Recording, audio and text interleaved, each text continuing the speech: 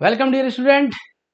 तो एक टीआईआर की एक और प्रॉब्लम के साथ मैं आपके सामने फिर से हाजिर हुआ हूं। और अभी तक मैंने जो टीआईआर की प्रॉब्लम की है उसी से लिंक्ड ये प्रॉब्लम थोड़ा और आगे लेवल की है। ये जेई एडवांस 2015 में पूछी गई थी और लगभग वैसी ही प्रॉब्लम है, क्योंकि जो मैंने पहले अभी पिछले ही वीडियो में टीआईआर के मैंने आपको एक एंगल का कॉन्सेप्ट समझाया था, तो उसमें भी वही कंसेप्ट है। मैं एक बार फिर से एक्सप्लेन कर दें। क्वेश्चन क्या है कि एक कोर है, कोर आप लिखा हुआ यहाँ पे देख रहे हैं, आप अपने पेपर में भी देख सकते हैं, जिसका रिफ्रैक्ट यानी एक सिलेंडर है जिसका रिफ्रैक्टिव इंडेक्स जो है वो N1 है और इसके चारों तरफ एक कवर है। इसके ऊपर ऊपर एक कवर चढ़ाया, अंदर एक ट्यूब है, ठीक है, ऑप्टिकल फाइबर जिसको हम कहते हैं। कवर का रिफ्रैक्टिव इंडेक्स कम है, ट्यूब का रिफ्रैक्टिव इंडेक्स ज्यादा है, इसीलिए लाइट जब ट्यूब से क्लैडिंग क्लैडिंग कवर को बोल रहे हैं की तरफ जा रही है तो वो डेंस से रेयर में जा रही है और वहां पर टीआईआर यानी टोटल इंटरनल रिफ्लेक्शन होने के चांसेस हैं और हो भी रहा है। तो वो कह रहा है कि लाइट एक एंगल पे गिरती है और टीआईआर होते हुए वो आगे की तरफ बढ़ती है, ठीक है।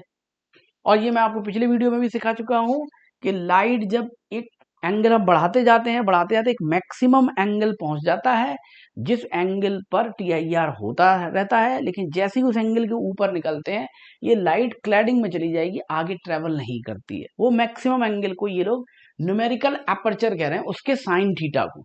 अब वो मैक्सिमम एंगल क्यों होता है इसके लिए आप मेरा पिछला वीडियो देख सकते हैं, लेकिन फिर भी मैं यहाँ पे आपको ब्रीफ कर देता हूँ कि मैक्सिमम एंगल का क्या कॉन्सेप्ट है। देखिए, जैसे ही लाइट यहाँ पे आप मान लो आई पे आप गिरा रहे हो, मान लिया N1 से N2 तक जाने में क्रिटिकल एंगल की वैल्यू 60 डिग्री पर है और ये IM जिसको न्यूमेरिकल अपर्चर कह रहे हैं उस पे जाके ये 60 डिग्री बन जाता है, मान लेते हैं,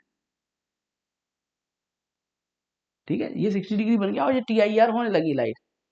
अब अगर हम IM को इससे कम करते हैं, अगर I को इससे कम रखते हैं, इस जोन में रखते हैं, जैसा कि मैंने आपको बताया भी था, मान लो इस जोन में रखते हैं, तो I जब कम होगा तो R भी कम होगा। This is R, diffraction angle भी कम होगा, आई कम होगा तो आर भी कम होगा। आर कम होगा तो आर प्लस ये वाले एंगल को अगर मैं आई बोलूं तो ये तो 90 डिग्री के बराबर होना चाहिए, ठीक है। ये एंगल किसके बराबर होना चाहिए? 90 डिग्री के बराबर होना चाहिए। तो अगर आर कम होगा तो आई बढ़ेगा, आई बढ़ेगा तो ये 60 से 61 होगा, 62 होगा, तो बिल्कुल ही टीआईआर हो जाएगा ये। तो जैसे ही आप लाइट को इस जोन में लेके जाओगे ये एंगल क्रिटिकल एंगल से बड़ा होने लगेगा और टीआईआर, और हम चाहते हैं कि टीआईआर हो, इसीलिए हमें आईएम से कम रखना है। आईएम वो एंगल है जिसपे ये क्रिटिकल एंगल पे गिरती है लाइट। अब अगर हम आईएम से ज्यादा बढ़ाते हैं एंगल, मान लो हमने आईएम से ज्यादा बढ़ा दिया तो आर बढ़ जाएगा, आर बढ़ जाएगा तो आई कम हो जाएगा, आई 60 डिग्री से 59 पे हो जाएगा, तो लाइट टीआईआर करके बाहर निकल जाएगी, रिफ्रैक्शन करके नॉर्मल बाहर निकल जाएगी। यही तो मैंने पिछले वीडियो में बताया था आपको। तो ये कॉन्सेप्ट है और न्यूमेरिकल एपर्चर, उसी आईएम के साइन थीटा को हम न्यूमेरिकल एपर्चर कह रहे हैं। तो अब ये न्यूमेरिकल एपर्चर की कुछ वैल्यूज पूछ रहा है, that is the question, that is very simple question. तो अभी देखते हैं कि न्यूमेरिकल एपर्चर कैसे निकालते हैं। क्या करेंगे हम, ये लाइट आई, मान लिया ये आईएम पे गिरी, ये आर पे गई, ये क्रिटिकल एंगल पे गिरी, ठीक है ना। क्रिटिकल एंगल से थोड़ा सा ज्यादा होगा तो ये फिर टीआईआर करना शुरू करेगी, क्रिटिकल एंगल पे एग्जैक्ट वो 90 डिग्री पर जाती है, ठीक है। तो यहां से हम लिख सकते हैं कि साइन, क्या लिख सकते हैं, साइन आईएम और sine R is equal to mu two upon बाहर रिफ्रैक्टिव इंडेक्स। इन्होंने पेपर में एयर दे रखा है, बाद में ये चेंज करते हैं कि लिक्विड है कि वाटर है, ये सारा रिफ्रैक्टिव इंडेक्स ये देते हैं। तो ऐसा करते हैं, हम इसको एन नॉट मान लेते हैं, ठीक है। बाहर रिफ्रैक्टिव, अगर एयर होगी तो उसको 1 कर देंगे। यही चीज न्यूमेरिकल अपर्चर है, इसी चीज को न्यूमेरिकल अपर्चर कह रहे हैं। N1 upon N not under root, अगर हम इसको आगे हम फिर से इसको लिखेंगे, साइन आई एम को एन ही लिख लेते हैं, N1 upon N not sine I और R, R plus theta C, ये मिलके तो 90 डिग्री के बराबर ही है ना। R plus theta C right angle triangle है तो वो बाकी दोनों एंगल का सम, तो इसको मैं 90 माइनस थीटा टी लिख लेता हूं और ये कॉस थीटा सी बन जाता है। cos थीटा सी को मैं फिर से साइन के टर्म्स में लिख लेता हूँ, √1 minus sine square theta C, ठीक है। और sine theta C critical angle किसी नहीं पता, sine theta C upon sine R, ये क्रिटिकल एंगल की डेफिनेशन है बेटे। ये 90 डिग्री पर लाइट निकलती है, बाहर रिफ्रैक्टिव इंडेक्स n2 है, अंदर रिफ्रैक्टिव इंडेक्स n1 है, n1 से n2 जा रही है ना, μ2 अपॉन μ1। तो यहाँ पे हम वैल्यू डाल देते हैं μ2 अपॉन μ1 की, आ रहा समझ में, n2 square upon n1 square, ठीक है। और आप देख रहे हैं ये पिछले ही क्वेश्चन की तरह किया है, उसमें कोई हमने नया चीज नहीं किया है। बेसिकली हमें ये देखना है कि क्वेश्चन आपस में किस तरीके से इंटर कनेक्टेड होते हैं, यही तो समझना है। तो n1 square minus n2 square upon n0 हो गया इसका न्यूमेरिकल एपर्चर, ठीक है। अब न्यूमेरिकल एपर्चर अपन ने निकाल लिया, और अब ये क्वेश्चन पढ़ते जाएंगे, ये कुछ वैल्यू वगैरह देगा, हम उसमें वो न्यूमेरिकल अपर्चर की वैल्यू पुट करते जाएंगे। तो ये कह रहा है कि न्यूमेरिकल अपर्चर ऑफ S1 इस स्ट्रक्चर को बोल रहा है, जो स्ट्रक्चर बनाया है अपन ने एक ट्यूब लेके, उसको बोल रहा है, जिसमें अगर ट्यूब का रिफ्रैक्टिव इंडेक्स ये है कि क्लैडिंग का रिफ्रैक्टिव इंडेक्स ये है, उसको S1 बोला है, तो उसका न्यूमेरिकल अपर्चर हम निकाल लेते हैं। यहाँ पर कोई बड़ी बात नहीं है न्यूमेरिकल अपर्चर निकालना, ठीक है। इसको चाहे तो मिटा देते हैं, थोड़ी जगह मिल जाती है, ठीक है। न्यूमेरिकल अपर्चर अब मैं ले रहा हूं, ये न्यूमेरिकल अपर्चर n1 स्क्वायर 45/16 √45/16, थोड़ा सा टाइम लगेगा, माइनस n2 स्क्वायर 9/4, ठीक है, डिवाइडेड बाई n0। अब ये किस में रखा है, S2 रिफ्रैक्टिव इंडेक्स है, taking the refractive of water, तो ये and that of air to be 1, तो ये S1 को इसने वाटर में इमर्स किया है, ठीक है। ये देखो ये लिखा है यहाँ पे, S1 को इसने वाटर के अंदर इमर्स किया है, और S2 को इन्होंने लिक्विड में इमर्स किया है। तो चूंकि वाटर के अंदर इमर्स किया तो रिफ्रैक्टिव इंडेक्स 3/4/3 हो गया, ठीक है। ये अंडर रूट आ गया, ये 16 4 36, ये 9/16 हो गया, और यहाँ से रिफ्रैक्टिव भाई ये 9/16 ही आ जाएगा। तो न्यूमेरिकल अपर्चर S1 के साथ आ गया, ये S1 का न्यूमेरिकल अपर्चर है, ठीक है। अब S2 का न्यूमेरिकल अपर्चर देख लेते हैं, numerical aperture of S2 in liquid, ठीक है। तो कितना, √n1 स्क्वायर, अब इसका n1 कितना हो तो वैल्यू रखना है, बस तो काम सवाल खत्म हो गया। S1 का रिफ्रैक्टिव इंडेक्स कितना है इसमें, n1 का 8/5 माइनस n2 स्क्वायर कितना है 7/5 अपॉन μ0।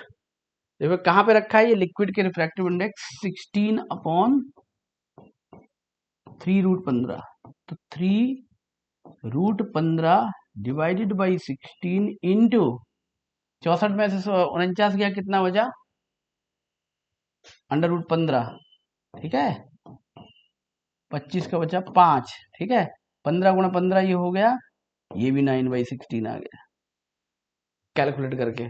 तो वो क्या कह रहा है, Na of S1 immersed in water is same as that of N2 immersed in liquid of refractive index this. क्या ये दोनों Na सेम है, दोनों की न्यूमेरिकल अपर्चर सेम है। न्यूमेरिकल अपर्चर का मतलब वो मैक्सिमम एंगल जिस तक लाइट TIR होती रहेगी, उसके बाद TIR नहीं होगी, ये बार बार मैं दोहरा रहा हूं, उसका साइन थीटा, ठीक है। नाउ नेक्स्ट, अब तो आप चेक कर सकते हैं इसमें, Na of S1 immersed in liquid of refractive index is same as that of immersed in water.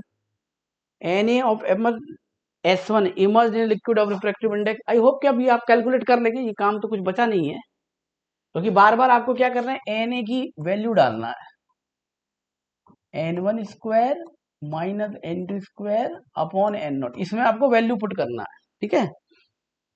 S1 immersed इन, तो पहले S1 इमर्ज्ड इन वाटर था, अब S1 को इमर्ज कर दिया 6/√15 में, तो 6/√15 ये हो गया, n1 स्क्वायर n2 स्क्वायर तो वही है 45/16 माइनस 9/4, तो ये कितना आ गया रूट 15/6 ही है ना, हाँ यस। 36 ये 9 आ गया, 16 √15/6 इंटू 3/4, 3√15/24। ठीक है, हम देख लेते हैं इसको। n0 हमने रखा 6/√15 ऊपर आ गया, n1² माइनस n2² हम चेक कर लेते हैं, 3/4 ठीक है, 3√15/6/24 ठीक है।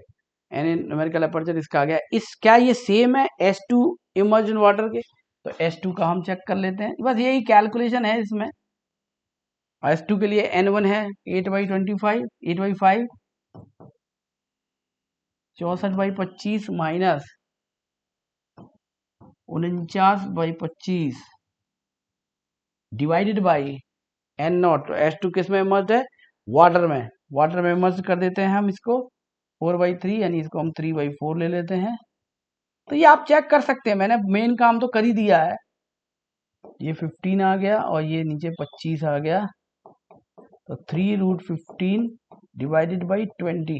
तो ये बराबर नहीं आ रहा, वो 24 था, ये बराबर नहीं आ रहा। इसी तरह आप ये भी चेक कर सकते हैं, जो ये इन्होंने ये दिया हुआ ना, ये भी आप चेक कर सकते हैं दोनों वैल्यू। बस इस फॉर्मूले में आपको N1 N2 N0 पुट करना है, ये बहुत बड़ा क्वेश्चन अब नहीं रह गया। इसका सेकंड पार्ट अब चेक करते हैं हम।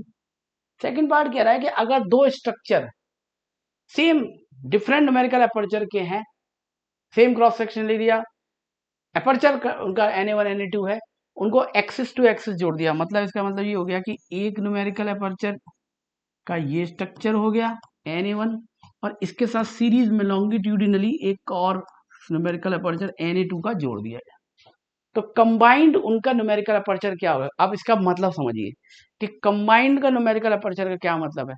क्या हमें अब इन दोनों में वो एंगल चुनना है जिससे कि इससे भी लाइट TIR हो, इससे भी लाइट TIR। ऐसा ना हो कि इससे TIR हो लेकिन इससे सीधे निकल जाए, या इससे निकल जाए तो इसमें तो जाएगी नहीं फिर लाइट।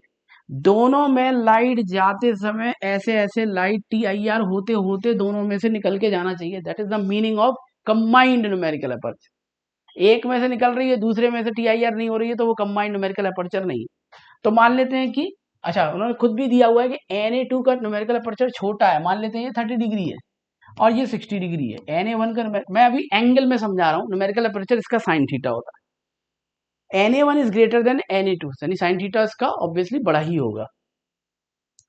अब वो कह रहा है कि कंबाइंड का न्यूमेरिकल अपर्चर क्या होगा, 4 ऑप्शन उसने दिए। तो ऑब्वियसली दोस्त, अगर मैं न्यूमेरिकल अपर्चर क्या था, उस एंगल से ज्यादा हुआ तो TIR होने लगेगा। मान लो हमने 60 डिग्री रखा, 61 रखा, मान लेते 1 डिग्री हमने ज्यादा रखा, 60 हमने रखा, तो इससे ज्यादा हुआ तो फिर रिफ्रैक्शन होने लगेगा, इसके अंदर होना चाहिए। ठीक है, मान लो 60 डिग्री हमने रखा, तो 60 डिग्री इससे तो चलो ठीक है, इससे तो TIR होता जाएगा, लेकिन जैसे 30 डिग्री से ज्यादा एंगल होगा तो ये वाला एंगल से रिफ्रैक्शन होने लगेगा। 60 30 से ज्यादा है, 30 से कम होना चाहिए, तो इसीलिए हमें इस वाले का अपर्चर फॉलो करना पड़ेगा, 30 या 30 से कम रखना पड़ेगा। अब 29 रखेंगे तो यहां भी TIR होता रहेगा और यहां भी TIR होता रहेगा। Hope you are understand. Numerical aperture का ये मतलब है कि उससे ज्यादा नहीं होना चाहिए एंगल। 60 से ज्यादा होगा तो इसमें भी नहीं होगा। मान लो 59 रखा तो इधर तो TIR होता रहेगा, लेकिन इधर TIR नहीं होगा क्योंकि 30 से ज्यादा है, इसलिए तुम्हें 30 से कम रखना पड़ेगा। यानी जो कम वाला न्यूमेरिकल अपर्चर है, that is the combined answer. Na2 will be the effectively numerical aperture.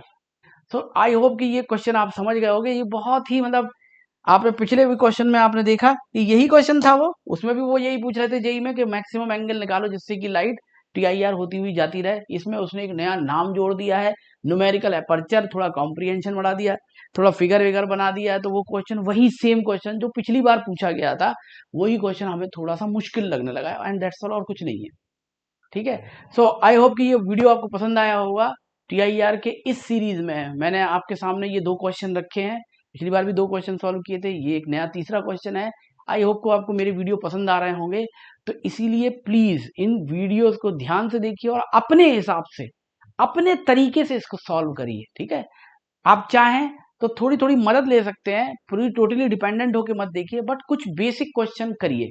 जितने आप बेसिक क्वेश्चंस करते हैं तो उतनी आपकी उस न्यूमेरिकल पे पकड़ बनती है। तो इसी के साथ अपना वीडियो समाप्त करते हैं। नेक्स्ट वीडियो में आपके सामने और बढ़िया लेके आ रहा हूं, जिसमें हम फ्लूइड की कुछ बर्नौलीज थ्योरम की, कुछ रोटेटिंग बर्नौलीज थ्योरम के प्रॉब्लम करने वाले हैं। Thank you very much. मिलते हैं नेक्स्ट वीडियो में।